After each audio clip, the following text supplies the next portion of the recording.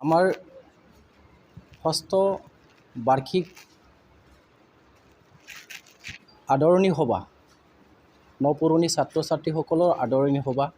এই আদৰণি সভাটো আজি 2021 চনৰ নৱেম্বৰ মাহৰ 21 তাৰিখে আমি আয়োজন কৰা হ'ল। 11 তাৰিখে আয়োজন কৰা হ'ল। আজি এই সভাত আমাৰ নিমন্ত্ৰিত আলহীবিলাকক আমি আহ্বান কৰি প্ৰথমে আমাৰ এই কাৰ্যসূচীত আমাৰ নিমন্ত্ৰিত আলহী চিফ গেষ্ট হিচাপে আমাৰ মিচিং অট'নমাছ কাউন্সিলৰ কাৰ্যবাহী শ্ৰীযুত মলেন্দ্ৰ নাৰ্জাৰী ডাঙৰীয়া ছাৰে আহি কিনে আজি নিজৰ মন্তব্য আগবঢ়ালে। লগতে আমাৰ যিটো নেকি আমাৰ নপুৰণি ছাত্ৰ ছাত্ৰীসকলৰ এই সভাত নিমন্ত্ৰিত আলহী হিচাপে ৱাল মেগাজিন ইনিগ্ৰেশ্যন এই ৱাল মেগাজিন ইনিগ্ৰেশ্যনত আমি আলহী হিচাপে আমাৰ UN একাডেমীৰ শ্ৰীযুত বিমল মছাহাৰী ডাঙৰীয়া দেৱক আমি আলহী হিচাপে মাতি আমাৰ ৱাল মেগাজিন ইনিগ্ৰেশ্যন কৰা হ'ল। লগতে আমাৰ এপইণ্টেড স্পিকাৰ হিচাপে আমাৰ চমকং হাইস্কুলৰ প্ৰধান শিক্ষক হেডমাষ্টাৰ শ্ৰীযুত অজিত ৰায় চৌধুৰী ডাঙৰীয়া ছাৰক আমি নিমন্ত্ৰিত কৰি আমাৰ আজি সভাত উপস্থিত কৰালোঁ। লগতে এই সভাত নিমন্ত্ৰিত আলহী হিচাপে আমাৰ চিমিন চাপৰি আহোমৰাই বাথৌ ইংলিছ স্কুলৰ হেডমাষ্টাৰ ও প্ৰিন্সিপাল শ্ৰীযুত বিদেশ্বৰ দৈমাৰী আমি আলহী হিচাপে আহ্বান কৰা হ'ল। আজি এই সভাত আমাৰ প্ৰতিটো বছৰত যেনেকৈ আমি নপুৰণি ছাত্ৰ ছাত্ৰীসকলক চাহ চিনাকি মাৰি আমি আলহী হিচাপে আহ্বান কৰা হ'ল। আজি এই সভাত আমাৰ প্ৰতিটো বছৰত যেনেকৈ আমি নপুৰণি ছাত্ৰ ছাত্ৰীসকলক চাহ চিনাকি পৰ্বটো আমি আহ্বান কৰা হয়, গতিকে এই কাৰ্যসূচী অনুসাৰে আমাৰ আজি এই সভাত আমাৰ যিখিনি কাৰ্যসূচী আছিল, ৰাতিপুৱা 8টা বজাৰ পৰা আমি এই কাৰ্যসূচীসমূহক আগবাঢ়ি আমি সদশেষত আজি এই কাৰ্যসূচী সমাপ্ত কৰিব লোৱা অৱস্থাত আমাৰ মিডিয়া পাৰ্চনসকলক উপস্থিত থাকি আমাৰ লগত সহায় কৰাৰ কাৰণে আমি অশেষ ধন্যবাদ জ্ঞাপন কৰিছোঁ। যে আমাৰ প্ৰথম কাৰ্যসূচী হিচাপে 8টা বজাত আছিলোঁ আমাৰ ছ'চিয়েল ছাৰ্ভিচটো আমি কৰিলোঁ।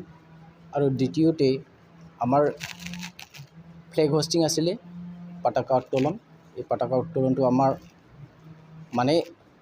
বুলিবলৈ নহয়, মই অধ্যক্ষ হিচাপে পতাকা উত্তোলনটো মই কৰিলোঁ। লগতে ৰাতিপুৱা 9 বজাত যিটো নেকি আমাৰ ৱাল মেগাজিন ইনিগ্ৰেশ্যন সেইটো হৈ গ'ল। লগতে আমাৰ যিটো নিমন্ত্ৰিত আলহীসকল আছিলে, সকলোৱে উপস্থিত থাকি আমাক সহায় কৰিলে। আমাৰ এই মহাবিদ্যালয়খন ভৱিষ্যতে কি ধৰণত আগবঢ়াই নিব লাগে তাৰ বিশেষ চিন্তা চৰ্চা বুলিবলৈ হ'লে আমি সকলো আমাৰ মহাবিদ্যালয়ৰ শিক্ষক শিক্ষয়িত্ৰী আৰু লগতে আমি আমাৰ এই মহাবিদ্যালয়খনৰ যিটো নেকি ছাত্ৰ ছাত্ৰী সকলোৰ ভৱিষ্যতটো ভাল শুভ কামনা বিচাৰি আমি আগবাঢ়ি নি গৈ আছোঁ। আমাৰ ক'বলৈ গ'লে ধেমাজি ডিষ্ট্ৰিক্টৰ জোনাই ছাব ডিভিজনৰ আণ্ডাৰত চলি থকা এখন চিমেন চাপৰি বাণিজ্য মহাবিদ্যালয়, এইখন আমাৰ জোনাই ছাব ডিভিজনত এখনেই বুলি ক'ব লাগিব। এই মহাবিদ্যালয়খন প্ৰথম হিচাপত বা আমাৰ মহাবিদ্যালয়খন 2015 চনৰ পৰা আমি স্থাপন কৰি বৰ্তমানলৈকে আমি চলাই আছোঁ। আমি সকলো ল'ৰা ছোৱালীক প্ৰথম হিচাপত বা আমাৰ মহাবিদ্যালয়খন 2015 চনৰ পৰা আমি স্থাপন কৰি বৰ্তমানলৈকে আমি চলাই আছোঁ। আমি সকলো ল'ৰা ছোৱালীক আমাৰ তৰফৰ পৰা যিমানখিনি শিক্ষাদান দিবলগীয়া বা শিক্ষাদান আমি বা ল'ৰা ছোৱালীয়ে শিক্ষাদান ল'বলগীয়া, এই ক্ষেত্ৰত আমি বাণিজ্যিক তৰফৰ পৰা আমি যিটো নেকি শিক্ষা দান দিব লাগে, তাৰ এই শিক্ষাত আমি সকলো শিক্ষক আৰু শিক্ষয়িত্ৰীসকলে আমাৰ নিজৰ যিটো নেকি অভিজ্ঞতা, এই অভিজ্ঞতাৰে আমি আগবাঢ়ি গৈ আছোঁ। ভৱিষ্যতে ল'ৰা ছোৱালীৰ যিটো নেকি ভৱিষ্যত শুভ বা মংগল কামনা কৰি কিনি আমি সকলো দিশতে চোৱা চিতা কৰাৰ লগত ল'ৰা ছোৱালীটোক আমি শিকাই আছোঁ। আৰু আগন্তুক যিবিলাক নেকি আমাৰ এইখন মহাবিদ্যালয়, এই মহাবিদ্যালয়খন গঢ়ি নিয়াত আমি তাকে আমাৰ অসম চৰকাৰ বা অসমবাসী ৰাইজক সেইটোকে মেছেজ দিব বিচাৰিছোঁ যে আমাৰ এখন মহাবিদ্যালয়খন চলি থাকিবৰ কাৰণে বা এখন মহাবিদ্যালয়টো আমাৰ অসম অকল নহয়, অল ভাৰতত যদি জীয়াই থাকিবৰ কাৰণে কি পদ্ধতিৰে আগবঢ়াই যাব লাগে, সকলো ৰুলছ এণ্ড ৰেগুলেশ্যনটো আমাৰ হাতত নাই। সকলো ৰুলছ এণ্ড ৰেগুলেশ্যন বা পদ্ধতিবিলাক অসম গভৰ্ণমেণ্টৰ হাতত আছে। যে আমাৰ চিমেণ্ট চাপৰি অঞ্চলত স্থাপিত এই চিমেণ্ট চাপৰি বাণিজ্য মহাবিদ্যালয়খন চলি আহিছে। আমি চৰকাৰ তৰফৰ পৰা বৰ্তমানলৈকে আমি আমাৰ মহাবিদ্যালয়খন চলাবৰ কাৰণে বা আমাৰ এই মহাবিদ্যালয়খন বচাই ৰাখিবৰ কাৰণে আমি আমাৰ কলেজৰ নামত আমাৰ যিটো নেকি কাউন্সিল বা ডাইৰেক্টৰ লেভেল, এই ডাইৰেক্টৰ বা কাউন্সিল লেভেলত আমাৰ যিটো নেকি প্ৰচেষ্টা বা আমাৰ প্ৰচেছবিলাক গৈ আছেগৈ। মই আগন্তুক এই মহাবিদ্যালয়খন বচাই নিয়াত বা আমাৰ এই মহাবিদ্যালয়খন অঞ্চলৰ উন্নতিৰ কাৰণে বচাই ৰাখিবৰ কাৰণে মই তাকে আমাৰ অসম চৰকাৰ বা আমাৰ সকলো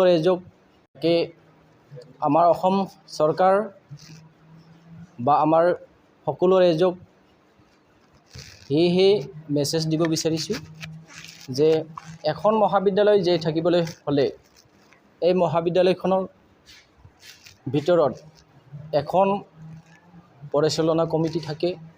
এই পৰিচালনা কমিটি আমাৰ লগত আছে আৰু অসম গভৰ্ণমেণ্টৰ পৰা বা কাউন্সিল বা ডাইৰেক্টৰৰ পৰা যিটো নেকি প্ৰচেষ্টা বা এই প্ৰচেছসমূহ আমি চলাই নিছোঁ।